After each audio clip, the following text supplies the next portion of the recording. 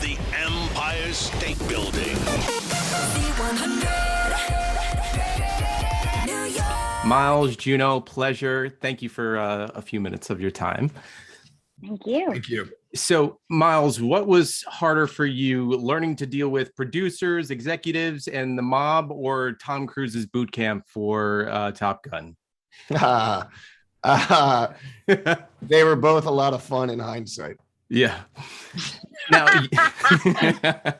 Now, you guys, I mean, it's interesting because without your characters in the series, where would The Godfather be essentially? Because you had to find a way to make it happen, deal with outside sources.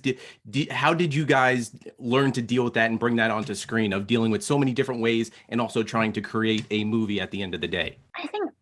I don't know about you, Miles, but I don't think I ever thought about it as creating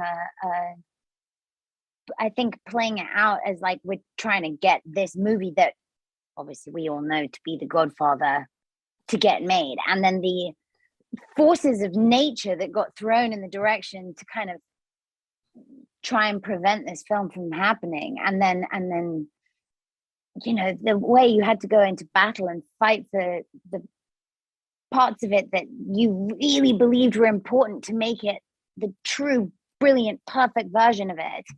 And then the parts of it that actually became almost life-threatening for you to, you know, really, really fight for those aspects of it. And just, I think it meant that as a cast, we all really trusted each other, I guess. Right. And we really had to kind of talk about it and laugh about it with each other. And it meant that we got really close, and also could just, you know, because obviously, yeah, learning about the complete mayhem that it was to try and ultimately get this movie made. And then the exquisite outcome was extraordinary. Now, given you guys had more of an inside track of what it took to make The Godfather and the stories behind it, after you filmed the series, do you sit down and watch The Godfather with more of an open mind and understanding the movie and what was happening behind the lens?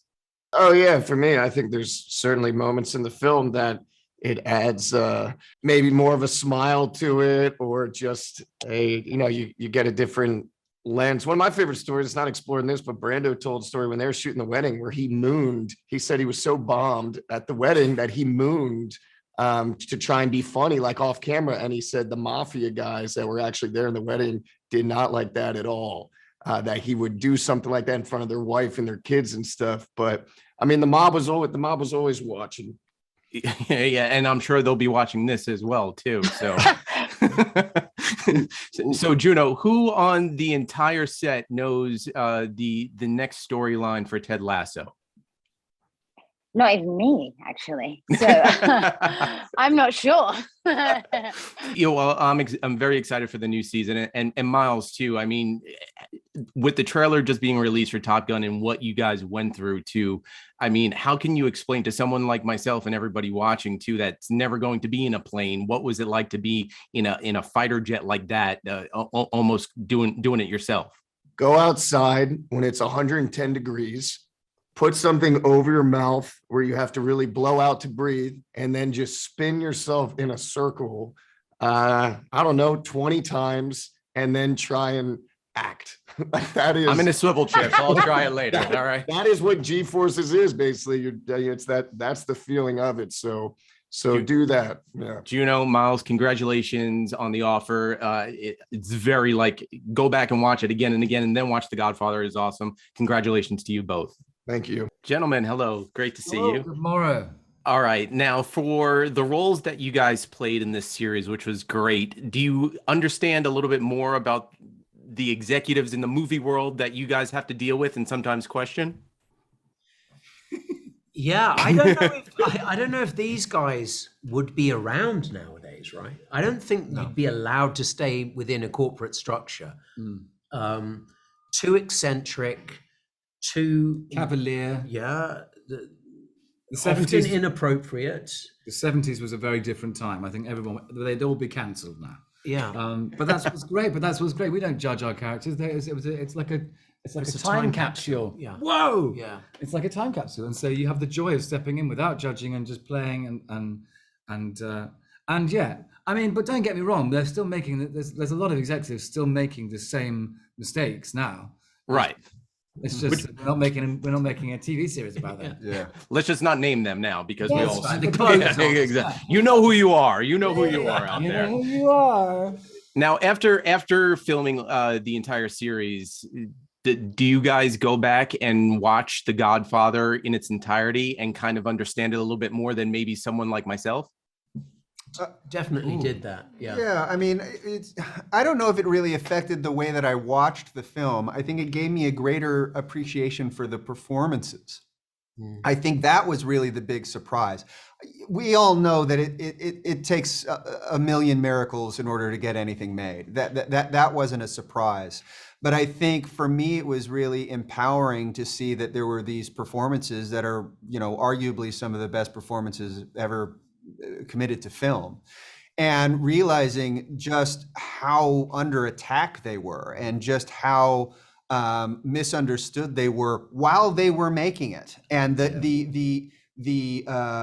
quite frankly, to borrow a line from my good friend here, the balls it took for these actors to make that commitment and to really go there and to have the director stand up to them and have both of them, a lot of them almost be replaced. That was the thing that I think was most exciting for me watching it. Gentlemen, congratulations on the offer. I can't say seasons. Maybe Godfather 2 and 3. So hopefully there is that too. So gentlemen, another Francis Ford Coppola film.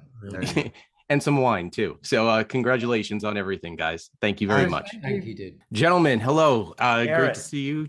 Dan, it's been a week since we shared a movie theater together in New York City for Fantastic Beasts. So all right, so let's talk about the offer. It's an interesting concept because doing a movie, you tell a story about someone has written, but you're doing a story about a story. Like, was it hard to convey that or understand the concept at first? Yeah. No, I mean, we had wonderful directors and we had an excellent script to go by. And yeah, I really, I took to it right away what a classy project it was. And I think we had rehearsals, which were really great. We remember those rehearsals? They were the best.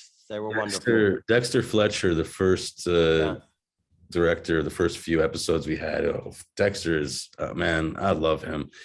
And when I love the kind of, he set up this amazing rehearsal space where I felt like it was the good old days, Right. And he gave us homework basically, which was like we had to write bios for ourselves. But yeah, and a lot of it was poetry, man. Like it was cool to sit around with everybody and listen to everybody say the soul of the character and it was really great bonding. So by the time we started, I really felt like, we have a great vehicle here. I mean, come on, it's like the making of The Godfather as a backdrop to all of this drama that ensues. It's Patrick, probably the best series I ever worked on.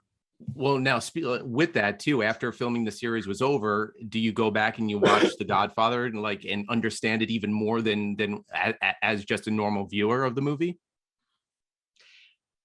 Yeah, I mean, I guess you view it.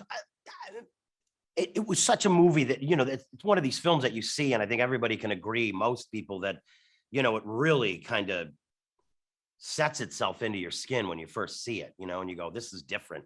This storytelling is different. These people are different. You're getting it, you're looking through this keyhole, into this private world, and you see all the dynamics, and so it just affects you in that way.